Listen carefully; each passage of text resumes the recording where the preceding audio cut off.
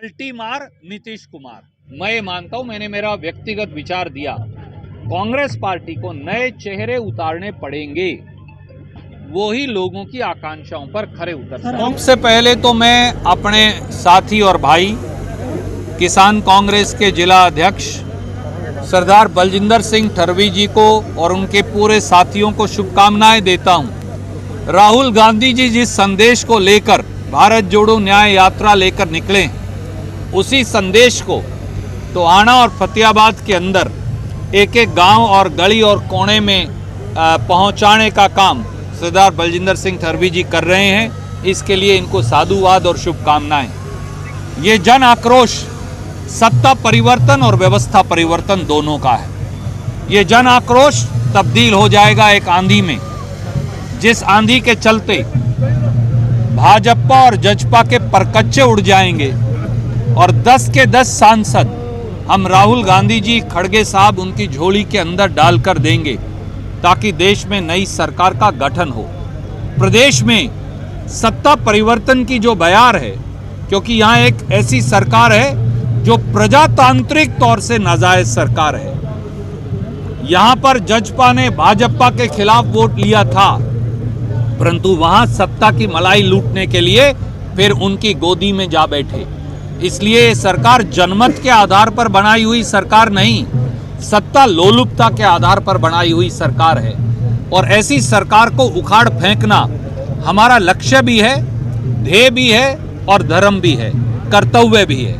और इसलिए अलख जगाकर एक नई क्रांति का सूत्रपात करना, अलख जगाकर एक नई हुंकार को आगे बढ़ाना, अलख जगाकर कोने कोने में हर गांव और शहर में कांग्रेस के झंडे को तिरंगे के नीचे जनता को एकत्रित करना और एक नए हरियाणा, नए नवीन हरियाणा के निर्माण की परिकल्पना करना, यही हमारा ध्येय और लक्ष्य है और उसे लेकर हम आगे बढ़ रहे हैं। रणदीप जी क्या मानते हैं, जैसे आज की रैली में खचाखच जो लोग आए हुए हैं, बलजिंदर जी के काफी दिनों से लगे हुए हैं। मैंने जैसा कहा कि ये लोगों का प्यार, आशीर्वाद और उनका सत्कार है, नहीं तो आज कोई किसी के बुलावे से ठंड के इस मौसम में कहीं नहीं जाता, ना 5-5 घंटे बैठता।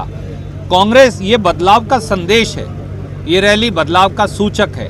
ये रैली दर्शाती है कि समय बदल रहा है और समय का चक्कर जब बदलता है, जब लोग जो पीसते हैं तो लोगों की चक्की जो है वो पीसती बड़ी महीन तरीके से है। भाजपा जजपा के अहंकार को लोग अपने वोट्स की चोट से उस चक्की में पीसने वाले हैं। यहाँ पर मौजूदा सरकार के 3 नेता है, तो आप किस प्रकार से देखते हैं टोहाना विधानसभा? टोहाना विधानसभा का क्षेत्र, फतेहाबाद का क्षेत्र नेताओं के द्वारा लगातार की गई अनदेखी का शिकार रहा है। समस्या ये है कि नेता अधिक हैं, काम कुछ नहीं। और मुझे ये विश्वास है कि जब नए नौजवानों को कांग्रेस पार्टी मौका देगी तो एक परिवर्तन की जो लहर आएगी, उसमें तरक्की और विकास का एक नया बोलबाला, एक नया बलबला भी आएगा। इंडिया गठबंधन का बताया कि इधर तो नीतीश कुमार छोड़ गए, वहीं पे ममता बनर्जी है जो वो भी कुछ अलग चाल चल रही हैं, और वहीं उत्तर प्रदेश में अखिलेश यादव वो भी कुछ आंख दिखा रहे हैं। तो ऐसे मामले में कैसे? देखिए, पहली बात तो ये जानना आवश्यक है कि जो इंडिया गठबंधन हमने बनाया था, उसका आधार सबसे पहले वैचारिक है। आज जो रोजगार पर हमला हो रहा है, आर्थिक असमानता का माहौल है, जहां देश की 60% संपत्ति 4% लोगों के हाथ में है, जहां किसान, महिला, दलित, पिछड़े, आदिवासी, उनके अधिकारों का हनन किया जा रहा है। इसलिए अलग अलग पार्टियां जिनसे हमारा टकराव है, हमने उनको कहा टकराव रखिए, चुनाव लड़िए एक दूसरे के खिलाफ, पर देश के मुद्दों पर इकट्ठे हो जाइए। तो इसलिए इंडिया गठबंधन एक वैचारिक जुड़ाव है। उसके बाद था सीटों का सीट शेयरिंग या आपस में पलटी मार नीतीश कुमार।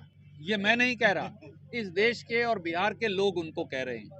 जो आदमी सत्ता की हवस में 5-5 बार अपने जमीर को बेच दे, मैं उसके बारे में क्या कहूँ? उसके बारे में पत्रकार मित्र और जनता फैसला करे।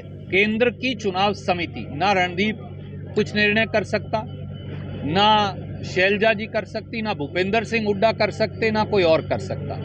हमारी टिकटों का निर्णय केंद्रीय चुनाव समिति करती है। कांग्रेस पार्टी हाँ, मैं ये मानता हूँ। कांग्रेस पार्टी की गुटबाजी को किस प्रकार से दूर करेगी? देखिए, मुझे लगता है कि हर व्यक्ति अपने अपने तरीके से कांग्रेस को मजबूत कर रहा है।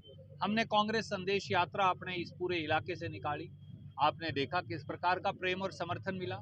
कोई और साथी एक एक घर जाकर उसी कार्यक्रम को कर रहे हैं, जो कि बहुत अच्छी बात है। इसलिए जितना पार्टी का फैलाव होगा उतने ही लोग पार्टी के साथ जुड़ेंगे, ऐसा मेरा मानना है। बहुत बहुत धन्यवाद।